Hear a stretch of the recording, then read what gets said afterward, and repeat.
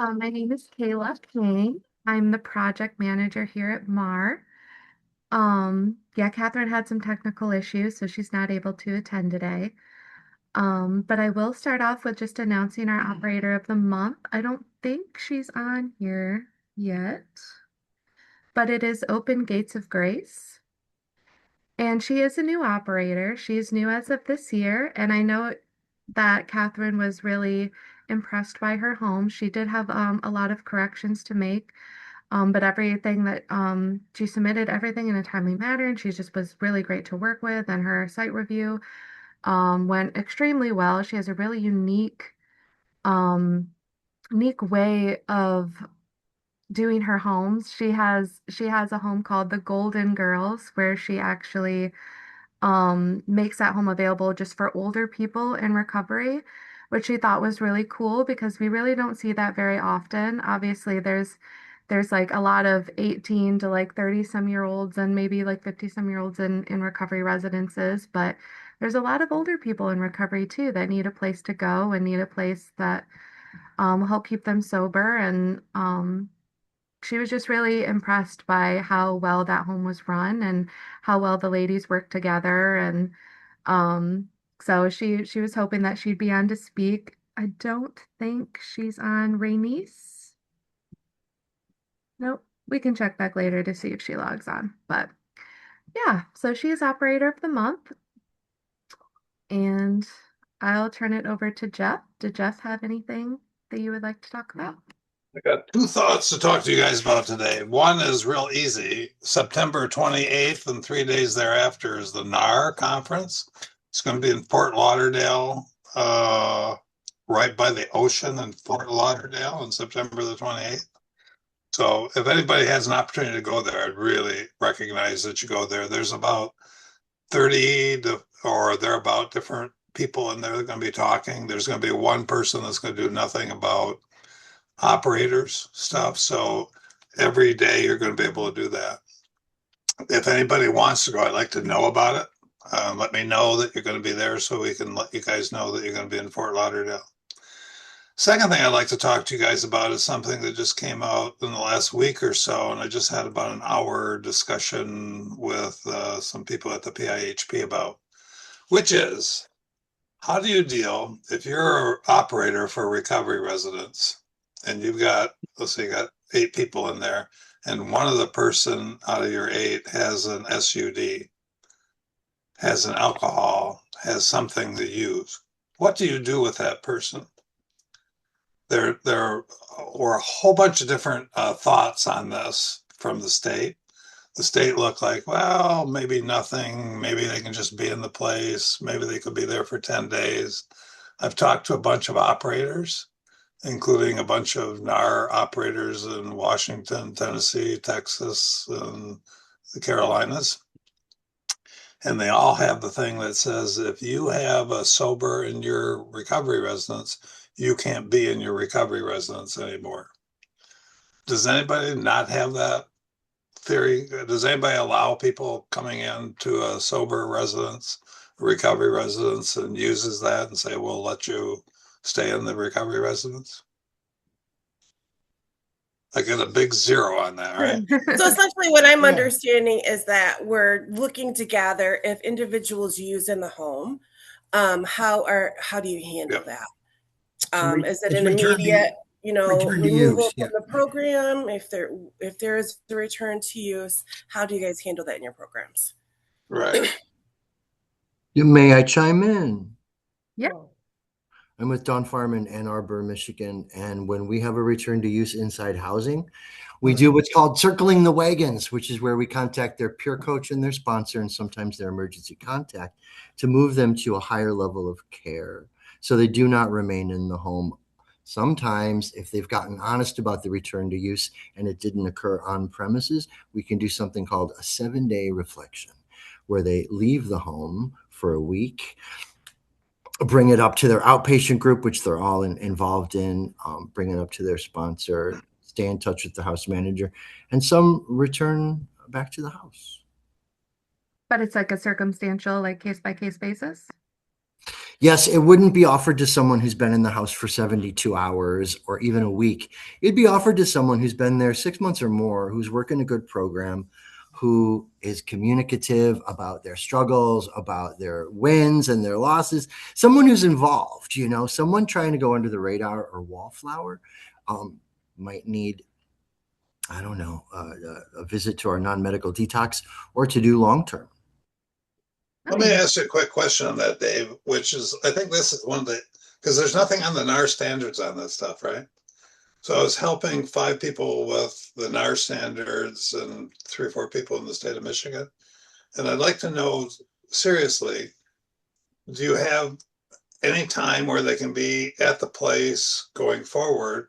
Or is there a 24 or 48 or 72 time frame afterwards where they say you can't be in the sober home, you can't be in the recovery residence if I know that you're using something right now?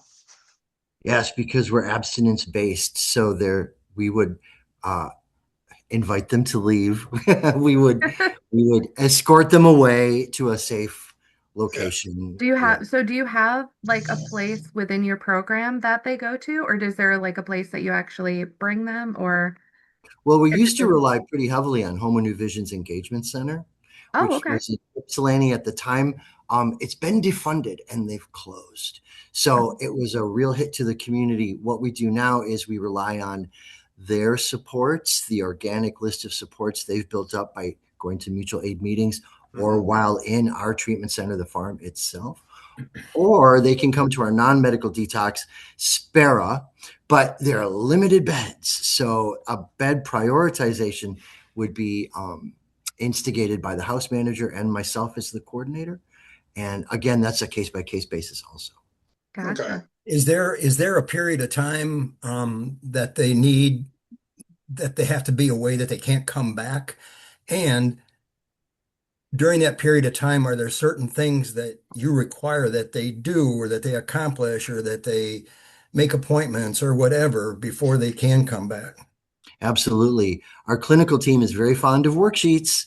And so Mhm. there are these packets There you like go. my recovery maintenance plan and the relapse autopsy, and they'll be assigned those by their outpatient therapist or aftercare therapist. We, of course, require that they maintain their mutual aid meeting attendance, which is very often one a day if they're working full time, sponsor contact, and maintaining daily contact with the house manager, a phone call, not a text. A Gotcha. phone call to say, hey, I'm doing okay. Some house managers might also require that they come and drop Mhm. at the house if they're on this reflection I spoke of. Mhm. But if they brought things onto the premises or, it's different for everyone coming off of each drug. A crystal meth return to use looks very different. We all know that than a vodka return to use. So it's case by case. And as far as like time away from the home, yeah, that's the 7-day reflection. And if they are actually going to leave the program, they have 72 hours to collect their belongings. Nice. Yeah, Okay, thank you. that's very true. I honestly didn't think about it in the sense of the substance that it is obviously will determine like how badly they went overboard, that kind of thing, and if they're like how they are after like detoxing and whatnot. I Yeah, don't that's a know good whether this point. is accurate, but I know a PhD asked me once, if you have cocaine or something that's a spiritual thing, that the time is like 6 months or 8 hours, rather 6 hours or 8 hours to get with that, versus alcohol is like days, weeks, months. Other things are days, weeks, months, but Mhm. they said that was what they were all going to do down there. So, David, when you do these things, you do them on the day one before they first get into the recovery residence. You say, I know that there's an issue with relays, but I want to talk to you about it just in case it comes out." Absolutely. I do a thing called the info group, which is literally me running my mouth for 45 minutes on video, just like this, Mhm. online with people that have applied to our housing that are coming in from outside agencies, Bear River, Maple Grove, Skywood, Harbor Light, Sacred Heart. So they join me and I give my TED talk about the rules and regulations, and return to use is one of the biggest parts of that talk, because it does happen, and there's no judgment and there's no bad blood, because it happened to all of us. I'm in long-term recovery. I had return to uses constantly.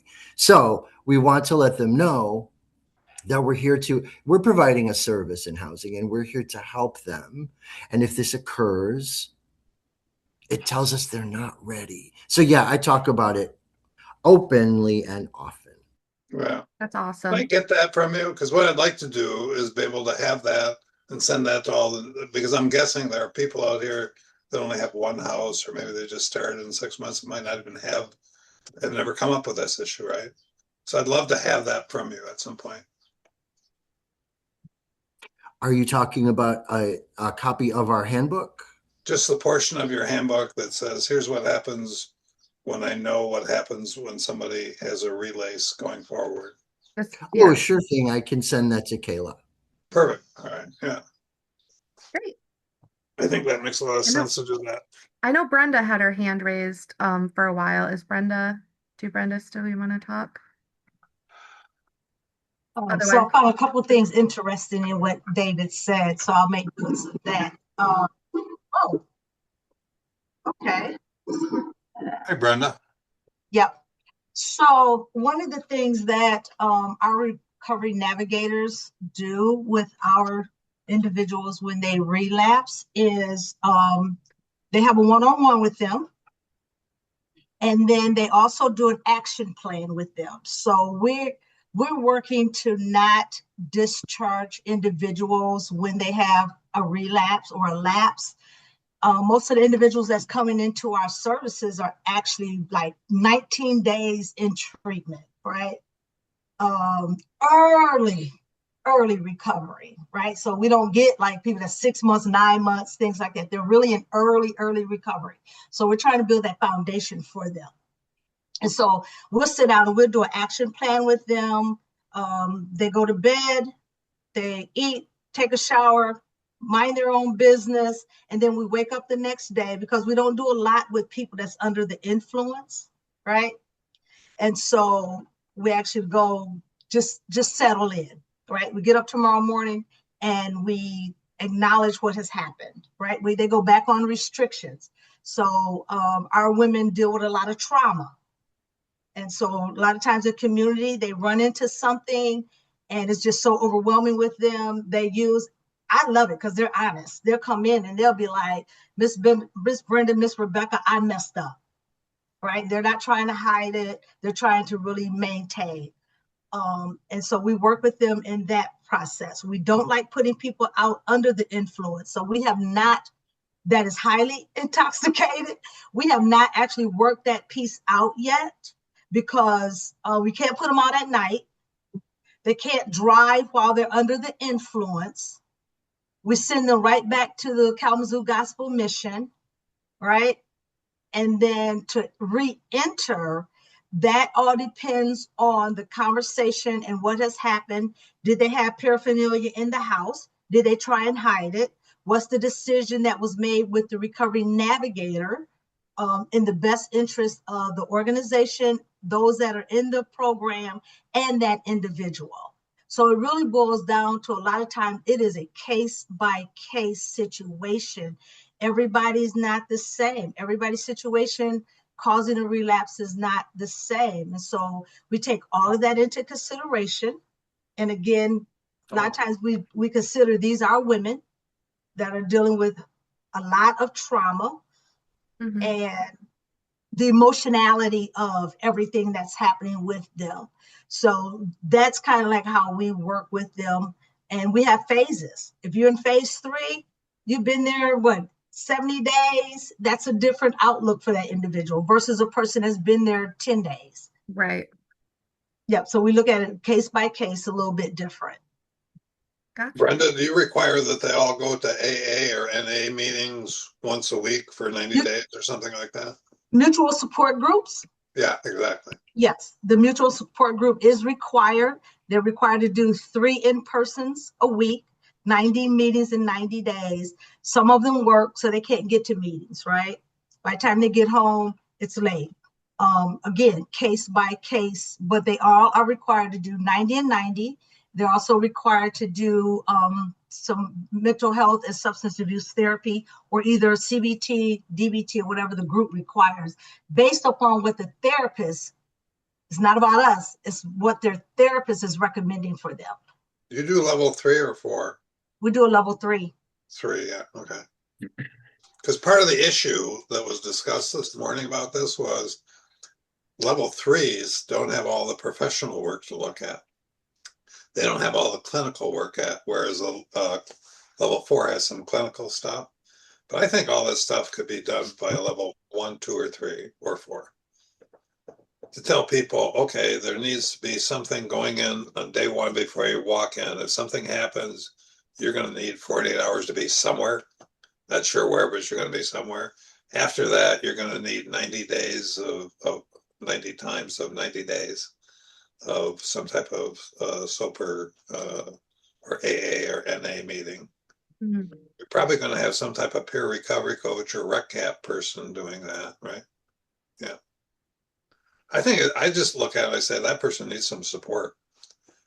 Because if I'm looking at a place with 6 or 8 people in it and only one of them screwed up, that's the person that needs more support. So I need something to help that person. And the 1 or 2 days thing, I think, is enough to get some people's mind in mind about, gee, I can't do this again, or this is going to cause some additional problems. Now, do you talk to the people that are in the other residents before somebody comes in and say, is it okay for those other residents to include you in? Like after they use? Yeah, I've heard that, for instance, by the guy in Tennessee. He said, you can't come in until somebody in the house says it's okay first, Oh, like they have to which have like a is, group vote. yeah, They want to I don't accept know that whether that's person back. good, bad, or otherwise. I just know that that is something that they do down here, at least in other places. I'm wondering anybody do that here. I know that sometimes Recovery Road takes that approach. Because Recovery Road does similar to case by case, like what everyone else is describing. Yeah. And one of the other points I was going to add to all of what was said is, yeah, a lot of the calculation that I imagine providers have to put into their brain is, you know, whether someone stays or whether someone needs to go immediately, is what's the impact on the house if they stay and they're given another chance. And then I know that sometimes when my staff isn't real clear what that impact may be if we give them a second chance and do not kick them out, is that we will ask the house, is this something that we can give this person another chance because they're showing remorse, they're showing that they want to be accountable. And we ask the house, is this something where we can wrap around this person and get them back on track, or is this a situation where it could create more toxicness in the house where it would be better for that person to leave? Mhm. Because as much as we want to help the individual, we do have to make sure the masses stay consistent. So yeah, that's all part of the calculation on top of assessing the person. Yeah, there's a special thought that everybody else has in the resident, including just the resident that's sober, right? Yeah. Does anyone ever vote for them to not return? Has that happened before? On the very most of the time they say no, we want to come together as a community and help out. So it's only really those cases where someone already has some toxic behaviors Mm. that have just become worse because they've relapsed are the ones that we go, we're not equipped and we don't have the bandwidth to put extra effort into someone that's already has an underlying toxic attitude. Makes sense. Well, that's why part of the deal has to be the option of having another level of care. If a person needs another level of care, they're not functioning well at this level of care, so we need to find another level of care for them to go. And Mhm. um, That's why we need more engagement centers. it is. And that was the intention, I think, when engagement centers first really started. And unfortunately, they're not funding them anymore. I don't know if that's going to change or not, but So guys, we have our engagement center right next door to our recovery house. Yeah. So our policy at Home New Vision is if you use in the house, you will be discharged. And then you'll be discharged over to the engagement center. And then we will, me, recovery coach, because I now have a new recovery coach that's just for the recovery house. Um, and we just hired a recovery manager just for the recovery house. I've been managing our recovery house along with 5 other programs. So now we have a recovery house manager, and we just had this happen yesterday. But if you use in the house, you will be discharged to the engagement center. I give you the option to seek level higher care. Let's get you into treatment. Um, I've never had one used in the house, but I have had some that returned to meth, and I put them over the engagement center. One tried to bring drugs back into my house, but got caught at the engagement center. And so he swore up and down, Dave, I haven't used, I haven't used. I'm like, your drug test tells me you have. And then you tried to bring Adderall into our crisis center on top of that. And then he kept swearing I haven't used. So what happened was um, our requirement for the crisis center, you got to use in the last 24 hours. And he was still trying to get around everything, sneaking stuff into our engagement center. He would have probably got away with sneaking them into our recovery house if he hadn't uh, tested positive. So I gave him the benefit of doubt. I said, hey, let's go down here to the walk-in. We're gonna give you a separate drug test besides mine. And he kind of dilly-dallied around, and finally I went over there. I said, listen, I said, obviously you're not going to take this drug test. He said, Dave, I haven't used nothing. I said, well, you're pretty adamant you haven't used nothing, so now you don't even meet my criteria to be in the crisis center because you're telling me you haven't used in 24 hours. I said, so what's going on? So I haven't used in 24 hours. And I said, and plus you're trying um, street drugs into the house. I said, so you're being discharged from the recovery house. You have 48 hours to get your belongings. And then you're also being discharged from the engagement center because you swear up and down you haven't used in the last 24 hours. So now you don't meet no requirements, no place. And we did have a positive test yesterday for alcohol. Um, he tested positive for alcohol. We tested a second time. We was going to take him to a lab to do labs. He said, I'm not going to put you guys through that. He said, him and the house leader talked, and he come over. He said, Dave, I had a 22 ouncer this morning. Um, I breathalyzed him. He blew all zeros. Me, him, recovery coach, and our director of services sat down with him, figure out what we're going to do going forward. And now he gets breathalyzed, gets a PBT every day. I upped his drug test to twice a week. He sees his recovery coach once a week. He's got an appointment for Lifeways. And he already sees Lifeways for his mental health. Now you'll see him for the substance use also. Nice. Crystal, I know you've had your hand Um, raised. Yeah. So, Crystal, with the Mother's Touch, some things are similar to what some of the other individuals have already spoken. But being that we have children in the home. So if a mom relapses while in the home, bringing in substances or what have you, unfortunately, she can no longer reside there. She's brought it in. It's a risk to the kids, to the other people, women in the house. I would call. There have been times where I've had to call CPS.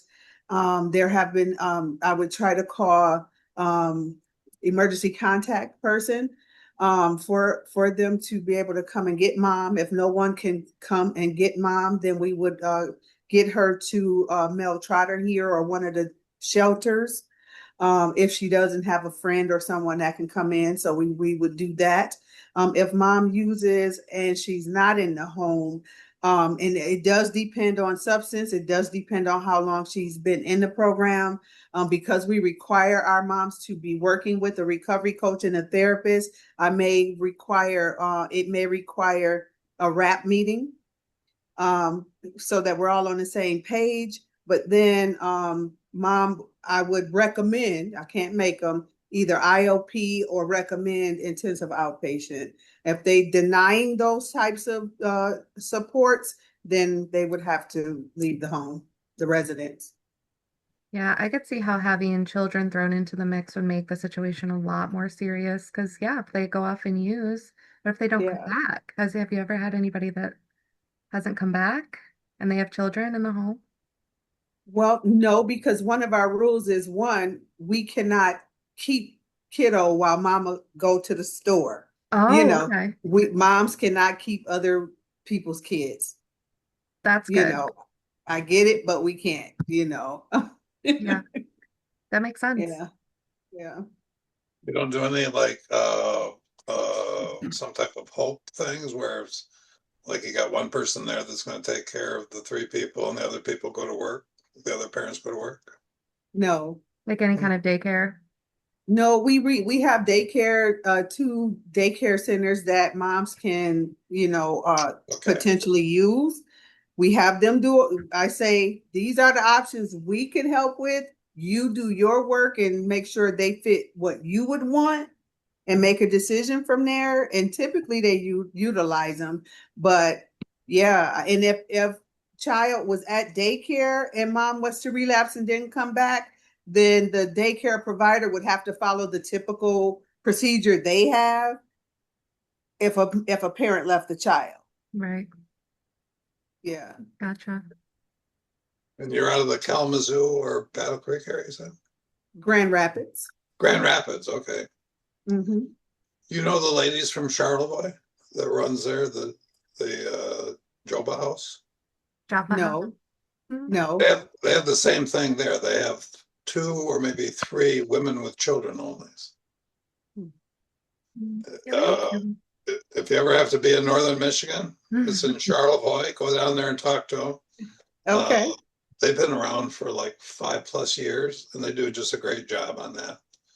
The other thing that I could, if you have any thought on it, I don't know whether there was any discussion, but NAR, the National Alliance for Recovery Residences, Mhm. has their own little commission, their own little thing that they talk about dealing with residents with children. Mm. Like a call. And there's very few of those, right? There's usually like one or two in every state type of thing. But I can get you, it's Glenn Etheridge is the guy's name. But I could get you in person with them and maybe here's some thoughts that you could have nationally and also here in the state, what to do with residents that have children on them. I would like that. Thank you. Yeah, I think that makes all the sense in the world. Yeah. Send it to me, Crystal. I'm jvtlaw@gmail.com. Just send it to me and I'll send it out to you, okay? I think Okay. somebody's on from Joppa House today. Oh, there she is. We're on the left. Is that the mother?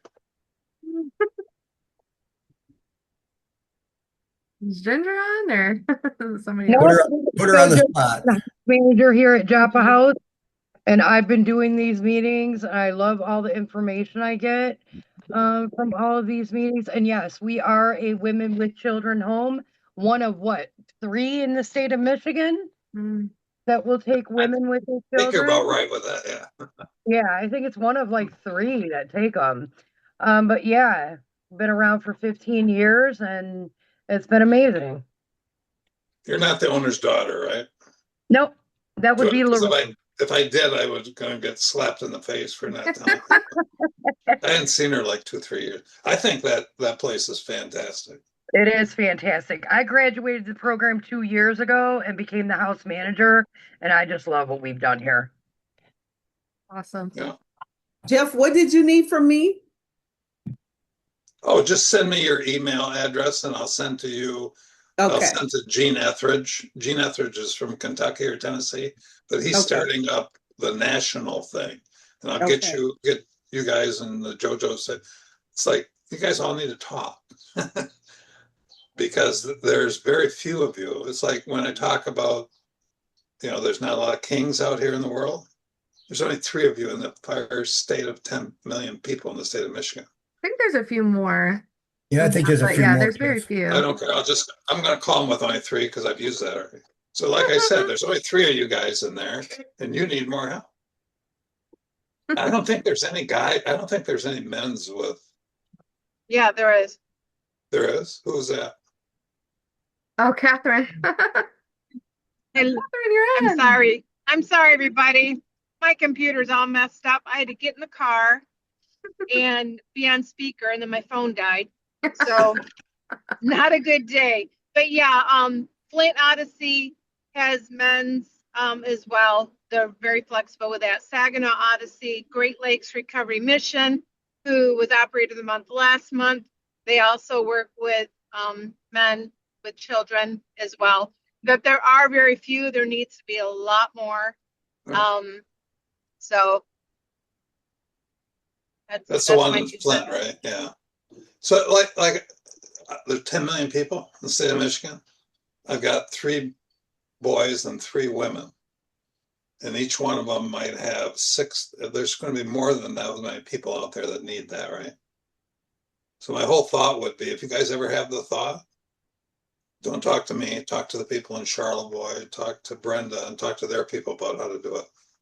I don't know how to do that stuff, but these guys know how to do it all. Yeah, Stephanie. I think the operators we have are doing a great job, all of them. Yeah. And but there's no one way to do it. There's a lot of different ways, and everybody's doing something a little bit different, but you can always learn from another operator. Doesn't matter how long you've been doing it. So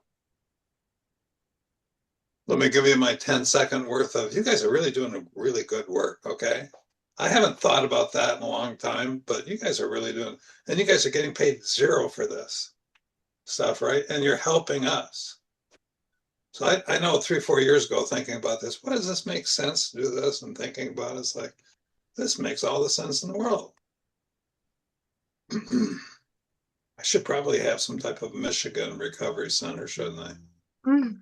And bring you guys all in Lansing one day and have you come talk about things. Stephanie, I know you had your hand raised. Did you That'd have be something to add? 2027. I'm sorry, go ahead. I was gonna kind of go off of the crystal side with having women with children. We developed a safety plan that our women complete when they come in. So if they were to relapse and their kids needed to go someplace, who can we call? Who's going to be their designated person to take the kids if there's an issue? And we also don't allow the children at the house without their parent, just so that way there's no concern of anything happening when they're in someone else's care or anything like that. Um, but the safety plan had been our best bet, just having that, okay, this happened. Here's who we're calling. Here's the next steps to make sure both mom and the child are safe during a return to use. Do you have children or boys? I have 2 men's houses and then 2 women's with children. Women's, yeah. So if you have, let's say you have a woman that's in the house and has 2 children, a boy who's 14 and a girl who's 10, do you let the men come into the home now? Well, we actually have an age limit for our house. We don't allow over the age of 8. Yeah. It's through our insurance.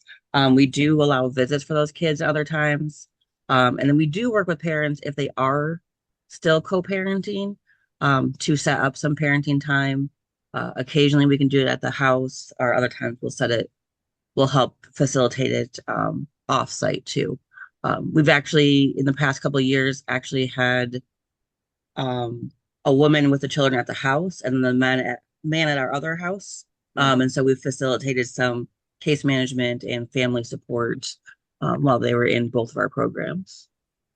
The reason I asked was because there's at least one instance where there was an entity that had a woman's house with guys in it, and it was his decision that anything that was like over 11 or 12, which I think probably that same age, like men's could not be there, and you're doing the same thing with 8, right? With 8 guys into the place. But those are the kinds of issues that come up with, and gee, I have a women with children in it, or I have guys with children in it. There'll be different things that'll come up like that that you guys won't even necessarily know of unless you think about those type of things.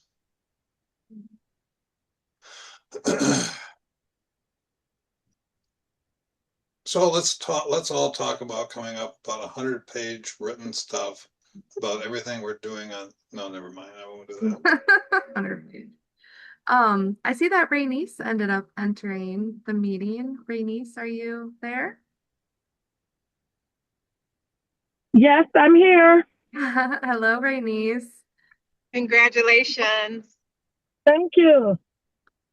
Did you want to tell the There are operators a people little bit saying about wonderful you? things about you, Renise. You want to talk about yourself for a minute? Yeah.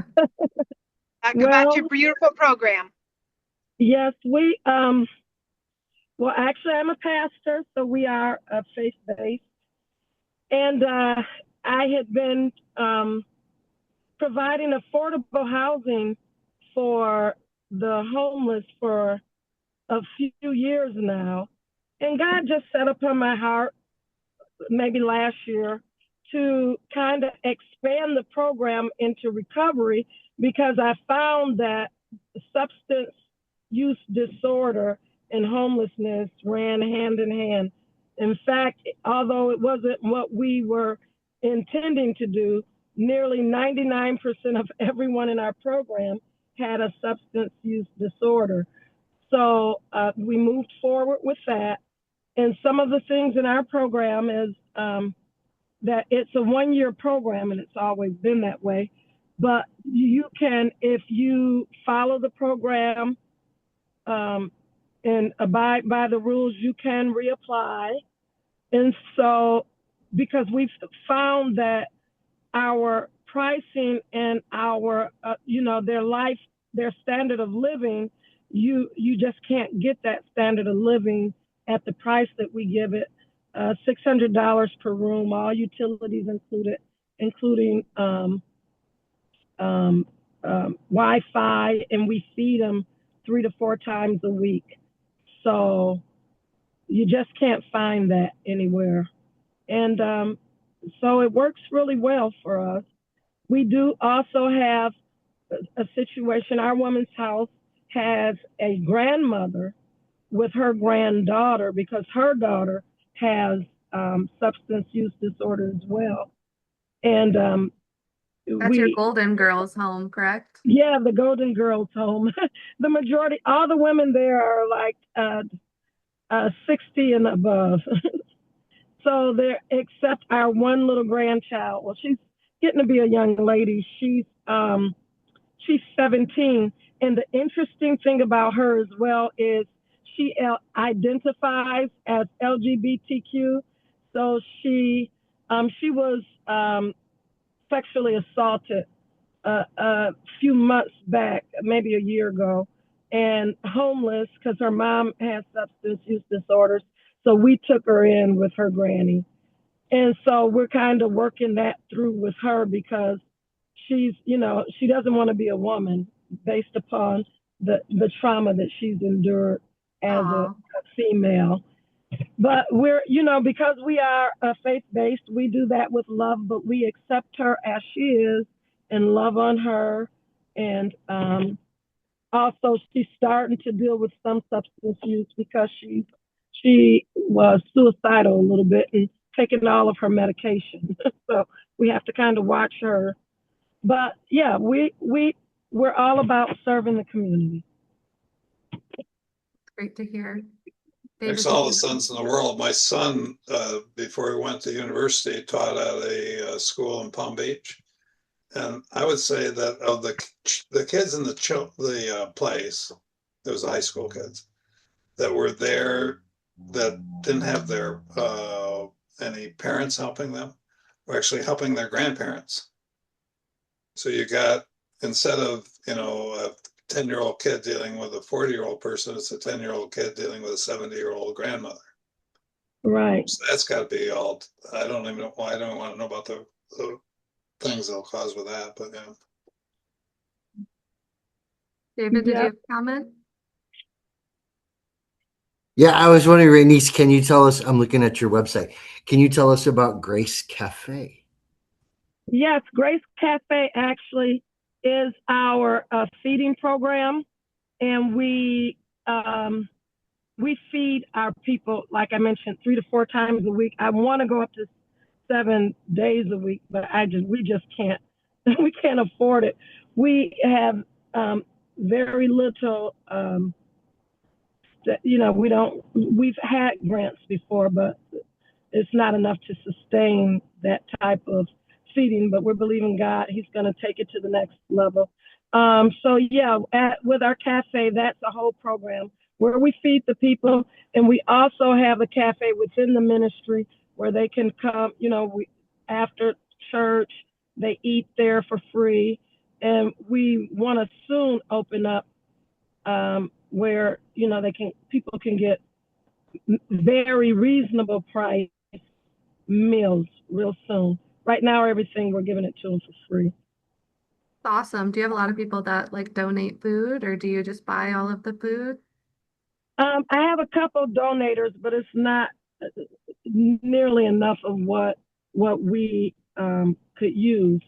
Really, I come out of pocket a lot. I told they all know that I definitely don't make any money. This is literally what I feel God told me to do. And it's funny how I heard you guys say that earlier, that we know these operators are not making much money, and that's for sure. I told Yeah. them in the last 3 years, I think I've pour about $300,000 into the ministry Wow. personally. I'm a licensed a contractor as well as a real estate broker. I have my doctorate in humanitarianism, and I have a degree in social work. So it's just I've used my gifts and my talents and my education to serve God's people. That is so great to hear.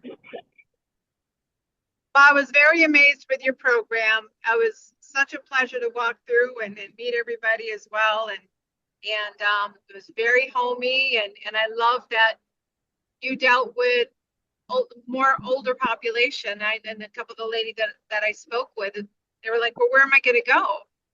I'm on Right. Social Security." And I'm just like, "Well, how long are you going to be here?" And she said, "Well, I don't have any place else to go. It's too expensive." And as long as they were paying and following the rules, you were allowing them to stay there because they really can't move on. A lot of them, they're getting up in age, and they don't have any family or anybody to help support them. And it's a population I think we kind of forget about sometimes, the elderly. So Yeah. Exactly, and it's interesting that you said that because that particular lady, she even said to me, she said to me, "I want to die with you." And most people, you would think they would say, "I want to live with you," but because Exactly. she's 77, she said, "Dr. Starr, I want to die with you." And I thought, wow. And so that's what birthed. Also on the website, you'll see Grace Solutions. So we provide home care for these people. So we have their, as they get older and they can't take care of all of their ADL, that's activities of daily living, such as bathing or you know, having I'm trying to, but anyhow, having help, needing help. We have our in-home care nurses that come in and take care of them. That is so that's awesome. awesome. That's great. Well, thank you for all you do and for being a great example of what a certified operator can be. And keep up the good work. Thank you. Thank you. Does anyone else have any questions or comments for Rainice? Yeah. Hi, Rainice. My name is Crystal. How many Golden Girls are you able to help in your Okay, it's funny. We're working on a 25 units right now, but they're all for men, and we only have 6 units for women, and right now we have at 15 units total, but no, not 6 for women. We got 8 for women, 8 units for women. So we're going to be working on another house this summer because we just, the women, they need more housing. And in fact, they all said, Dr. Starr, you're doing so much for the men and doing recovery and given them so much housing. Can we additional housing? Oh, you're cutting out a little bit.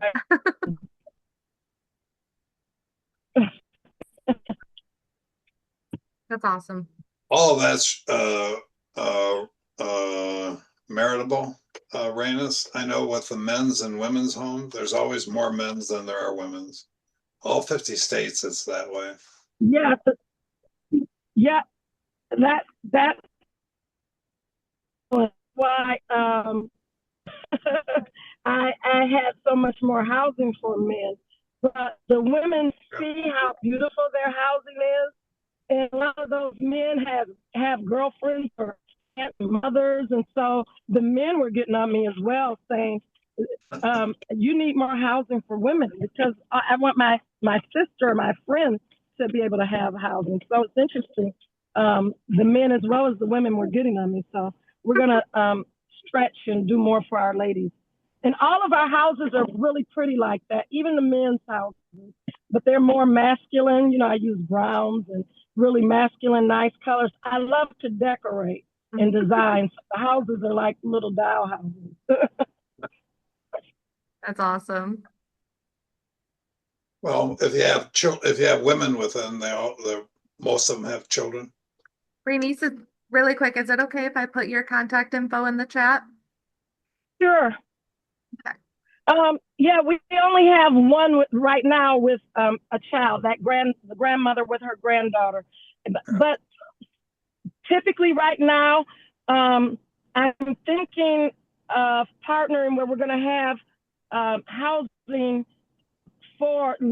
just simply for women with children. That's the way I want that particular house.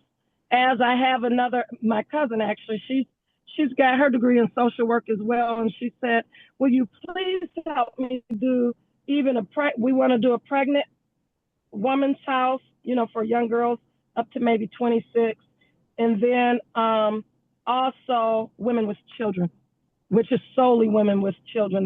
That's my goal." Makes sense.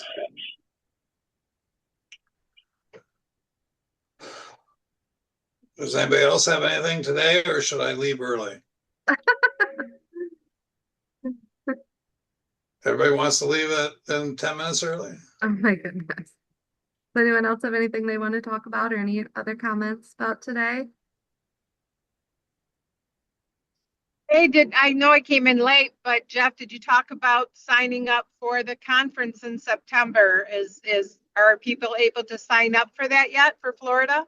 I mentioned none of that. No, that was the first thing I said. Yeah. It's gonna be, Okay. by the way, it's going to be on Southwest 18th Street. I don't know if you've been to Fort Lauderdale, but this is right by the ocean. So you can get to the FLL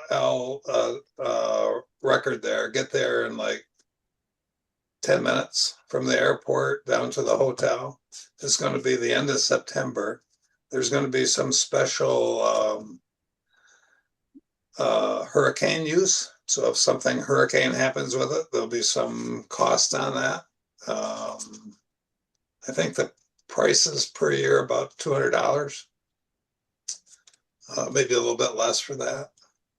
And then the Cerberus is like $500. But the cost of the material is fantastic. You'll get to see about 800 people that do nothing but your work that you guys are all doing. You'll never see that here again, but you'll see them at one of the NAR conferences. There are going to be people that are going to be like Dr. David Bess from England is going to be there. In fact, I just talked about this, Wally, Kayla, and Catherine a little bit, but there's going to be a Patrick Kennedy and David Best thing on like it'll be the Wednesday there.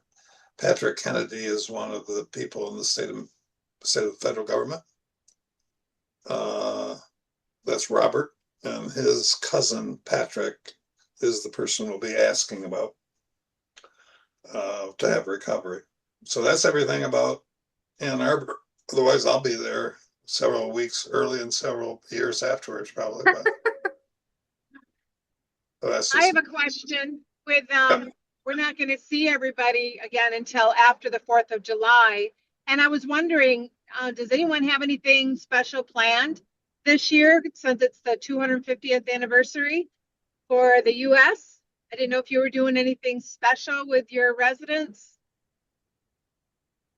Anybody? No. Nope, no Nothing? fireworks. Well, you don't want fireworks, that's for sure. You don't want fireworks at the house ever. But I didn't know if you guys were doing picnics or anything like that. So Yep, that's as it for always, me. if anyone knows of any like recovery community events, definitely post them on our Facebook page or send them to me and I'll post them. It's great for everyone to be able to know like what's going on in their areas. Right. any of you guys have an issue that comes up that you're not necessarily able to have the right choice for? I'm a lawyer, and you can talk to me about things going forward. I'm not going to represent you guys, but I can help as a lawyer in case you have anything like that. Have some legal But Is guys, it give me a call. $500, 500 an hour or what? How much is that? Well, that's $50,000 for the retainer and $850 Oh, per year. gotcha. Of course, Jeff, the last time you represented me, I remember the smirk on your face when we walked out of the parking lot. And you said, Preston, I did a good job because neither party is happy right now. That's exactly right. Yep. I didn't know if I should hug you or push you down. Literally, if you have something that where there's some connection on it and you have to make some decision, that's always going to be the case. Next time, push him I never down. vote for Iran. You know, it's not going to be me, but Jackson from Crossroads, you said you're building a float? Like for a parade? who are you talking to? Someone commented, we're building a float. Jackson Yeah, can you hear me? Crossroads. Oh, yep. Jackson. Yes, sir. How you doing? No, we're getting there's a I think July 15th there's a parade here in Port Huron that we're gonna build a float. Of course, the theme is 250th birthday, so we're getting all Nice, dressed up. nice. We're gonna get all the clients dressed up. We're trying to get a Abe Lincoln, like Uncle Sam. I'm dressing up all in a whole bunch of red, white, and blue. We're just gonna put like a cake and some fake fireworks because I guess they are kind of frowned upon in the area. We're just gonna have a good old time that day, and then maybe have a barbecue afterwards with everybody that contributed to helping out. That's great. That sounds super fun. You have to take pictures and put it on the site. No, Put I it on the, definitely share will. with the Facebook page. We did it last year also, and we did it was a Wizard of Oz theme, and we had all the characters, everybody dressed up. It was a great time. That is so I was the cowardly lion, and yes, I had the whole mane and everything. I'll put that picture on too. That's awesome. Hey, that's a good reminder though, if you do pictures of your residents, make sure that you have them sign something. Yes. A release that you have to have their permission to take It's their already been- picture and perfect. Or to post it. Yep. That's already in the work. Perfect. Awesome. That's cool. Thank you for sharing. No worries. Get your black type of gunpowder stuff they used to wear like in the 200 years ago. That my brother had that. He was a gun dealer in Petoskey and had a gun dealer, and he brought all that stuff out there that was no weapons, legal or not. But yeah, no weapons. No weapons allowed, Jeff. Well, we're not sure it's legal. That's the point. But yeah. All right. Well, that's all that I've got then. Yeah. Thank you, everybody. If everyone's good, everyone can log off. If there anybody that has any questions or anything like that, feel free to stay on, let and us know. we'll stay on until everyone's logged off. Have a good day, everybody. Happy 4th. See you guys.